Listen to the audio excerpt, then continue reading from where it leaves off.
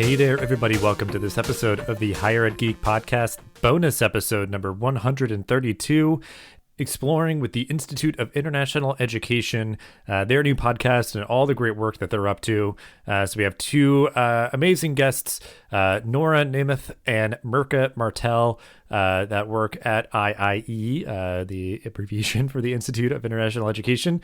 So very timely. You know, there's a lot of international topics grabbing headlines lately, and I was just really grateful for the opportunity. You'll hear me say it again, another in a string of kind of topics that we've not explored on the podcast. So the trend continues this year, and just also great that they've been dipping their feet into the podcasting world as well. I'll give a couple of brief notes. There was a little bit of a technical issue with the intros for each of our guests, but if you go into the show notes, there are links to get a little bit more insight into each of their backgrounds. So apologies for that, but just happens every once in a while. So just cut out that portion. But the rest of the episode is there. It is incredible. Thank you so much for listening to this episode, a bonus episode number 132, exploring the impact of international education. So yeah, I'm really excited to explore this topic. It's not something that we've covered on the podcast much before. And I mean, I'm definitely somebody who, while I've not partaken in that sort of experience as a student or anything myself, I definitely have a fond admiration for knowing the really big impact that can have for students. And you know, they go and have experience somewhere else in the world, and they bring that back. But certainly, just I'm sure this your work spans where it's anybody traveling to any other country, and just sort of those sort of exchanges just being so valuable for kind of all parties involved. So just to make sure that we do kind of have a common baseline for what we're talking about here. Mirka, I'll go to you for this one really quickly. If you just want to explain a bit about what the Institute of International Education, IIE, does exactly. Absolutely. So IIE, or the Institute of International Education, has actually been around for over 100 years. We just had our 100-year anniversary last year. And it was really found on the premise that international exchange, particularly in education, can make the world a safer and more interconnected place. And so what we do is we work on programs. We administer a lot of international exchange and leadership and development programs to really advance academics and advance scholarship, to build economies, and also to promote access to higher education. Access to higher education, of course, is not the same around the world. And so we also are furthering opportunities for individuals to get higher education access opportunity. And so what we do is we work with a range of sponsors and donors, include corporations, foundations, governments across the globe. And we design and we manage scholarship programs, study abroad programs, workforce training, and leadership development programs.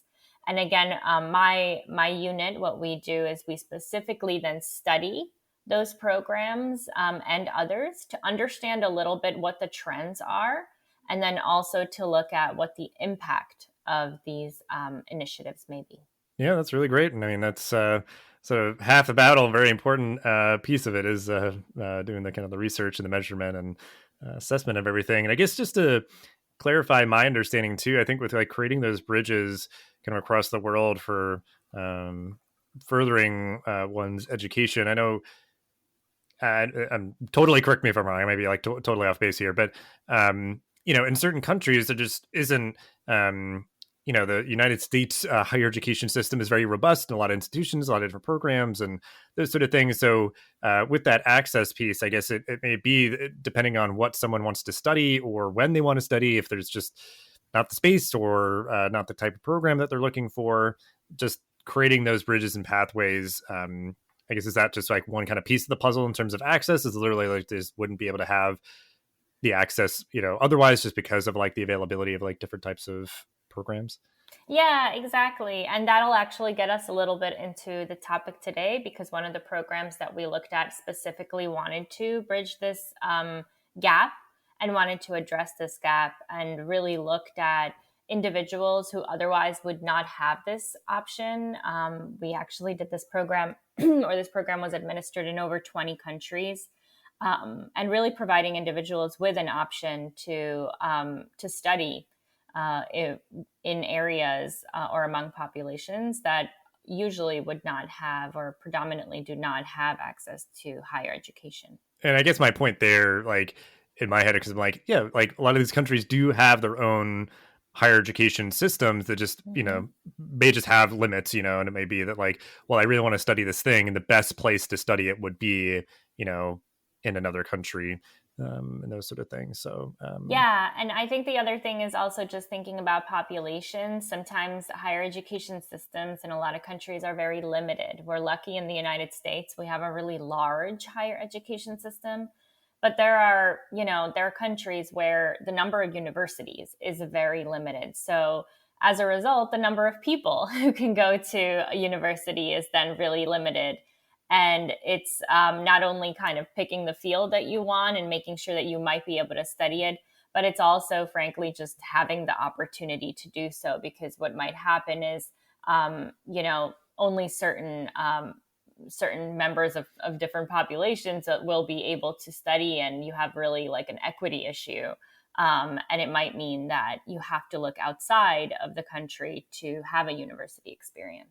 Yeah, because I guess it's like in America, the only time I've ever heard of, like, you might have like a small private liberal arts that's like out in the woods somewhere, and they are just kind of like, it's a residential experience because like you can't commute here really, or like, they just can kind of hit caps. But yeah, like higher ed is just in America, I guess as many things are in America, just kind of like, just, very big, like, and sometimes it's just like, yeah, we could be bursting at the seams, like, let's, kind of overclock ourselves and that sort of thing, just because, the scale can come with its own benefits, I guess. But so, yeah, I mean, I'm really excited to talk about, that piece of the work that you all are doing, that is the International Fellowship Program, and a new podcast, Between Two Worlds, that is sort of building upon your efforts there. So we'll go to you, Nora, for this one. If you just want to talk about what the International Fellowship Program, IFP, is, and what that new podcast is all about. Between 2001 and 2013, the Ford Foundation International Fellowships Program, or IFP, supported graduate and postgraduate level education for over 4,000 emerging social justice leaders from 22 countries. And the Ford Foundation provided $417 million US in funding resources for IFP, which was the single largest program commitment in its history. And these fellowships were geared towards emerging grassroots leaders and social innovators. What was really interesting is that IFP was based on an inclusive higher education model. So they prioritized social commitment over traditional selection criteria. And the underlying assumption was that given the right tools, socially committed individuals from various disadvantaged communities would succeed in postgraduate studies, and they would advance social change upon returning home. And it's really interesting that IFP alumni represent a very wide range of groups who, as Mirka mentioned, would traditionally be excluded from higher education opportunities, either based on their gender, their race, ethnicity, religion, economic and other and educational backgrounds, or possibly due to a physical disability.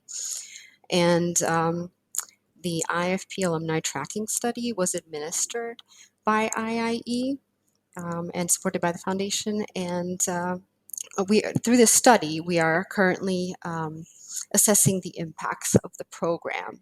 It was launched in 2013, and it's a 10-year longitudinal study. And we're excited to explore the accomplishments of IFP alumni and to really analyze the impact they've had on their own communities. So if we go into the podcast, which we recently released, it's called Between Two Worlds.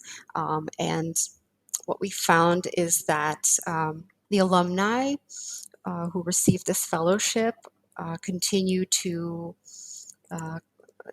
exhibit a level of commitment to social justice at home and also around the world. So for this particular study upon which the podcast is based, we did something very new in the world of monitoring and evaluation, which is that we focused our efforts on measuring impact among alumni who chose to stay abroad.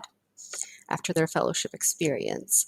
And we found that these alumni who did not return home are still giving back to their communities, both back home and in their new locations. And they're continually focused on their social justice work.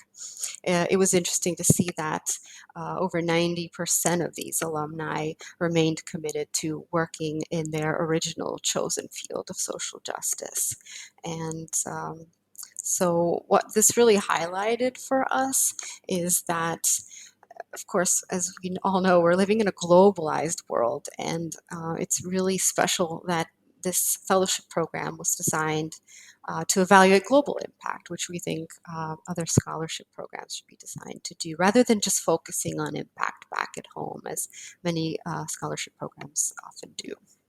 Yeah. And yeah, I mean, that's fascinating. I think just the idea of people staying, because I think, that's probably part of it for some people. If like whatever program they might be a part of, or, if they just like did study abroad for like a semester or something, where it's like, they feel like, oh my God, like, if I could only be here for longer, there's so much more work that I'd want to do and all that. And that like a lot of people do choose to do that because like it just, they found, kind of a calling, or, they've just resonate with the culture in that country, any number of reasons. But, and I think, it's a really smart way, like one, again, just like all of this sort of research and assessment that you all are doing to just really be able to capture that impact and kind of show your work sort of thing of what you're helping these folks to do. But then really smart to also do a podcast. Obviously I'm kind of biased, I guess, like I just love a good podcast, but like, I guess maybe talk to me a little bit about like what made you, want to pursue that. Cause I mean, I talk with people about like starting podcasts all the time, and it, on one hand it's pretty easy. There's maybe like a little bit of a slight learning curve, and, you maybe could have just like put out a written report, which I'm sure you may still do, but like, the podcast does add a little bit more of like a dynamic nature to it. So maybe just kind of the story around like choosing to do that and kind of getting that out for people to engage with. Yeah, maybe I can jump in here. It was a great idea. I think we've, as Nora mentioned, this study is going on for so many years, and we've written a lot of those reports already. And so we really put our heads together, and another one of the podcast hosts, Bridget Berry, who's a research specialist on my team, kind of said, why don't we do something a little bit different this time around? And why don't we think about taking the data and presenting it in a different way rather than just in a report? And it was really new. We learned so much, Dustin, as you must know. Really preparing data, preparing content for a podcast is a bit different than writing a report. But it just gave us so much freedom. The ability for us to have a dialogue within the podcast with each other. Bridget and Nora speak to each other a lot of the times, especially in the last episode. Also being able to just hear directly from the IFP alumni. So when you have a report, sure, you can have written quotes and photos. But in this sense, we were able to actually hear from them directly through our interviews with them. So it was so special to have their voices come through as well. Yeah, and I think that's the idea. Like you're literally hearing people's voice and having those conversations and hearing their stories. And I think it's, for me, like what I always love about like audio content, just generally in whatever format you're using it for like, learning or any of those sort of things, like it, there's a warmness to it. Like you're getting that personal feel.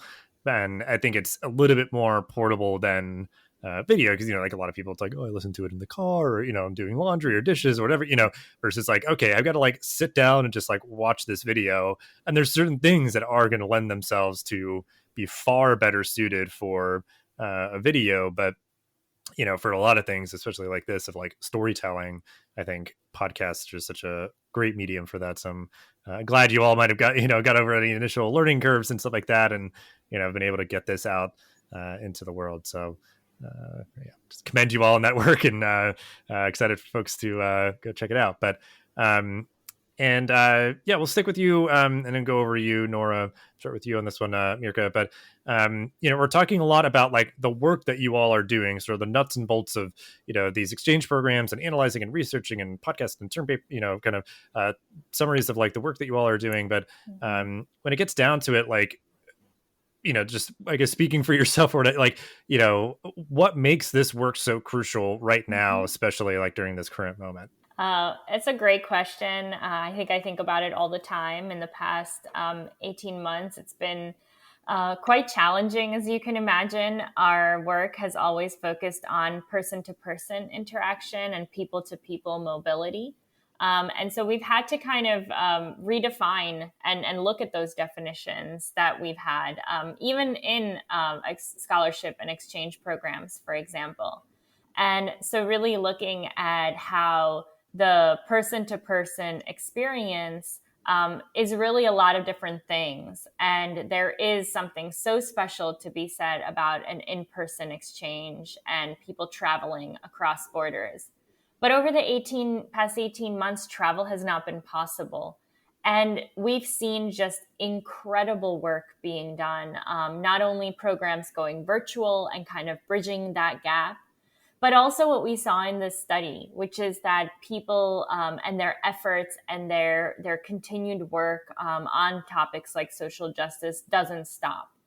And these alumni who are not currently in their country and who might not be able to help with pandemic related issues are doing so from other places, because that commitment never goes away, and that connection to back home never goes away. So to Nora's point, kind of thinking about the globalized world we live in and how the pandemic, frankly, has pushed that even further to challenge us and to think about how can we create these connections in a way that might not work right now because we can't travel in person, but we can still make those connections in a virtual world. And just being thankful for that, being able to connect. These last 2 weeks have been really hard. For example, with the Afghanistan crisis. I mean, we have students who are coming in from Afghanistan to study. We have alumni and fellows who are there. And there is so much that we're facing right now, again, around what is mobility? What does mobility look like? How can we work with these individuals? But how can we also make sure that those virtual connections continue? And how can we support them in any way that we possibly can? Nora, do you want to add anything? Sure, sure. And certainly to Mirka's point about maintaining these connections, we really saw that alumni were really enthusiastic to maintain their connections with other alumni, with people back in their home countries, and with alumni from other countries as well, and how they sought to work together to solve various problems, various challenges, and to support people coming from disadvantaged communities, to provide scholarship opportunities in certain cases. So it's really exciting for us to see the ongoing work in these areas. Yeah. And I mean, that's like something I've thought a lot about, is like, there's so many aspects in our life of like what we've had to do without, but it makes it that much more important to us, that idea of like, oh wow, it's hard to travel and like connect with people in person like we normally would, but it like just compounds, like, man, like I really miss that. Like it makes it seem so much more important. And then the idea that we're going through a truly global event with the pandemic, and then yeah, I mean, there's these kind of big international stories, certainly as of the recording of this one, right, kind of in the immediate aftermath of things in Afghanistan really taking a big shift. And but I'm also thinking of like, Haiti and all that, where it's just like, they, for us in America, like trying to be good neighbors to them and supporting them, like, because especially now, it's just the idea of like anything that you get, there's probably like pieces of it that come from another country, or like it was built somewhere or whatever. Like, so just like, whatever you like, whatever food you enjoy, whatever like stuff you buy, whatever, like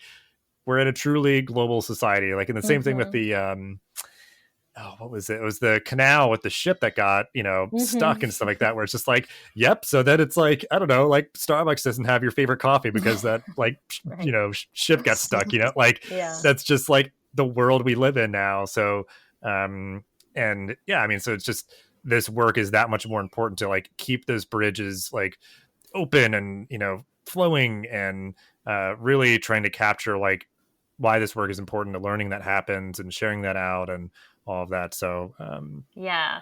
And I think, Dustin, the one other thing I would say, and I know you love podcasts because you have a podcast, but the thing we've learned about podcasts as a medium is so powerful too. Not only in us being able to collect this data, so we spoke to over 60 alumni across the world. I mean, we were speaking to people that were in Peru, in Indonesia, in various parts of Africa. And we got to speak to them and we got to have them on record to share their stories. So it's powerful in that sense, right? Like, yeah, we could have taken a plane to all these places, but that's not possible. It's not possible right now. We were supposed to do these focus groups in person, but honestly, we couldn't because of the travel ban. So then it was like, all right, let's listen to these people. Let's hear from these people. And we were able to do it because of technology, which is just so amazing. And then also to be able to then share their voices. So this podcast that we did, I mean, it's not something that, only those in the US can listen to. We share it with all of our alumni around the world and they can all listen to it. So it is really special, not only, the findings and the research, but also the medium in which we did it, because I think it provides access not only to hear those voices, but to also have those voices heard around the world. And so, there's a lot happening, always, I'm sure, but it's always just that whatever current moment, it just feels like, oh my gosh, there's so much going on. But, you all are doing this great work and, committing towards building towards a better future for all of us. So I'll start with you, Nora, on this one, but I always just like to kind of gauge like, what are you excited about for the future of this work, of things that maybe are just kind of cooking right now that you're sort of focused on, or just anything else that you are excited about?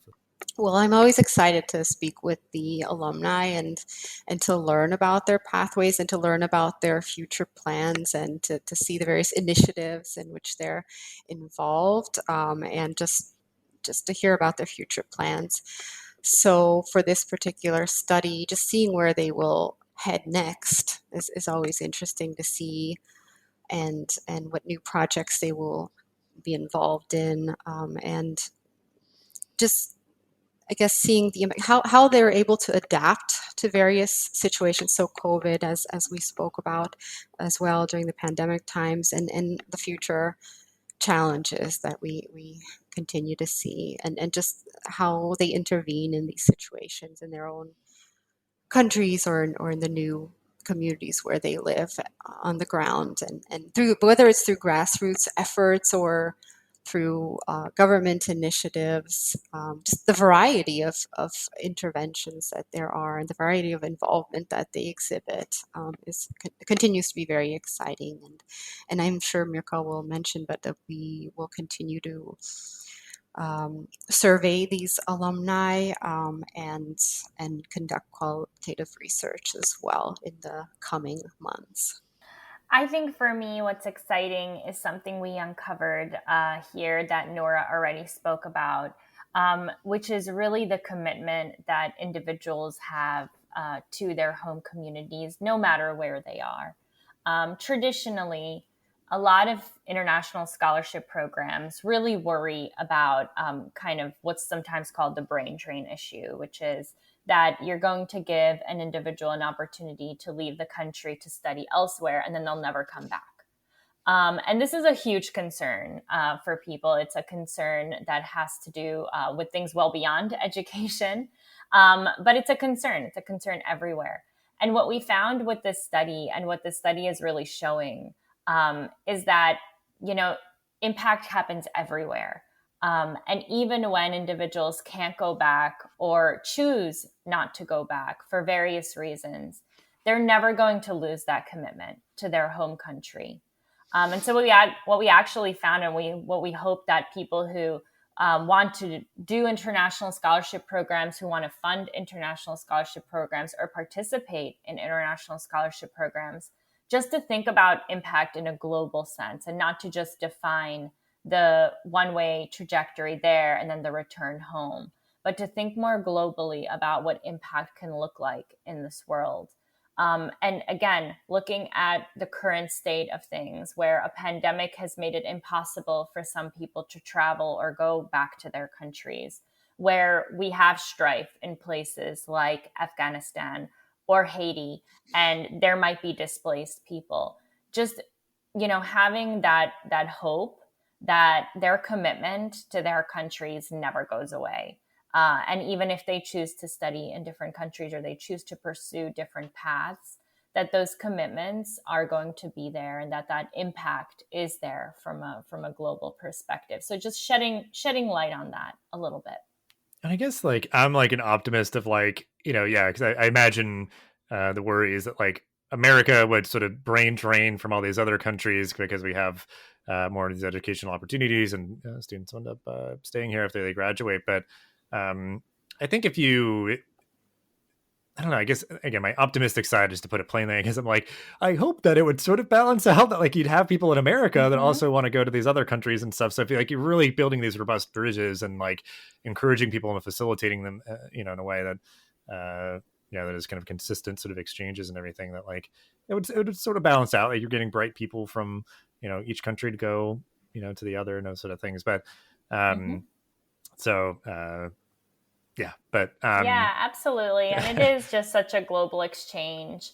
And it's not only the US, right? I think there's a lot of other places in Europe and otherwise that have become really emerging destinations for students.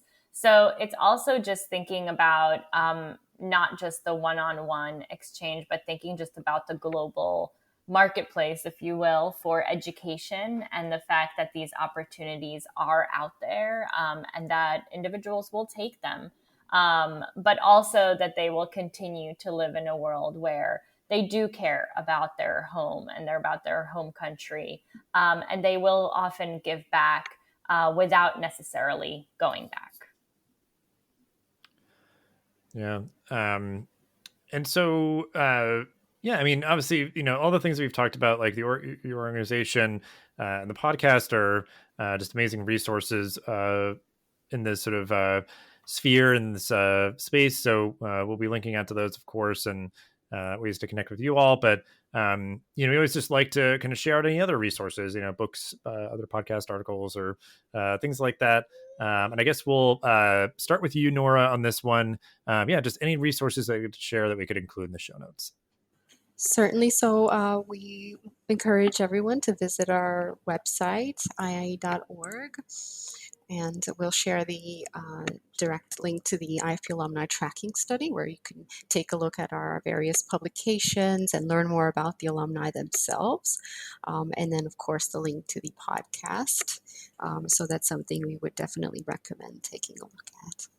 And at the same time, you can also just hear more about our work. If you just go on IIE.org and look at research and insights, not only the IFP study, but other research projects we have, just looking at the international higher education landscape, and learning more about resources if you're interested in the topics we discussed today. Great stuff. We'll absolutely link out to all of that. But we always like to end the episodes with any kind of final thought or call to action on this topic. So Mirka, we'll stay with you to start this one. So anything that you'd want to share to kind of close out the episode? Yeah, I appreciate you inviting us. I appreciate having the opportunity to share information about the podcast through another podcast. Loving the kind of chain that we're creating here. I am always thinking about the future of our work and where international education is going. I think it's been a really tough almost 2 years. But there's also been a lot of silver linings. And I think studies like this show us that international education is really resilient. I think it's not going anywhere. It will be around. And that we really have to look at and provide this evidence to show that people-to-people exchange, whether physical or virtual, will continue, and that those connections will continue to be really strong, and that promoting education in all corners of the world is going to be really important moving forward. Thank you again for having us today, and I am really excited about exploring these new channels and avenues to share our work about international education and research that we've conducted to evaluate the impact of these fellowship recipients. And I look forward to exploring others' podcasts as well. And congratulations on your series. And I wish you the best as well. Oh, thank you very much. And yeah, I know I went to this, there's a conference like the podcast movement, and I heard multiple times like the best way to get like more listeners to your podcast is to be on other podcasts. Like, so that it's just like there's always like a chain of, everybody kind of guesting on each other's shows. And yeah, always just appreciate having fellow podcasters. They just kind of, get it in a different way. But yeah, I mean, just if nothing else, I mean, this topic again is so timely and so important. And just appreciate you all for jumping on and doing this good work and sharing all that you did. And like I said, we'll have ways to connect with you and all the work that you're doing in the show notes as usual. But yeah, just thanks again to you both. Thank you. It was a pleasure. Thank you. Thanks for listening to this episode of the podcast. Make sure to rate, review, and subscribe so you never miss an episode. Thanks again for listening, and we'll see you in the next episode of the Higher Ed Geek podcast.